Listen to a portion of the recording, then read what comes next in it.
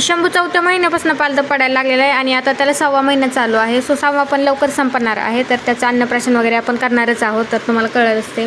तर इथे तो खेळत होता. मग म्हटलं आता रात्रीची भाजीची तयारी करावी. सो मग मी लगेचच अंडी बॉईल करायला ठेवलेली आणि इथे मी कांदा कापून घेते आहे बारीक बारीक आणि बॉईल केल्यानंतर अंड्याचं वरचं साल काढून घेतलं आणि आता लगेच इथे काहीतरी वेगळी भाजी बनवते आहे. सो तेल टाकलेलं, त्यानंतर लसूण टाकलेलं, लसूण फ्राय करून घेतला आणि कांदा टाकला. कांदा व्यवस्थित फ्राय करून घेते. आता सारखे अंड्याची भाजी खावं वाटत नाही म्हणून मी काहीतरी वेगळं ट्राय करत होते. सो बॉईल केलेल्या अंड्याचं आतलं जे म्हणजे पिवळं असतं ते काढून घेतलेलं आणि ते साईडचं जे असतं ते व्हाईट कलरचं त्याला कट करून घेतलं छोटे छोटे पीसेसमध्ये.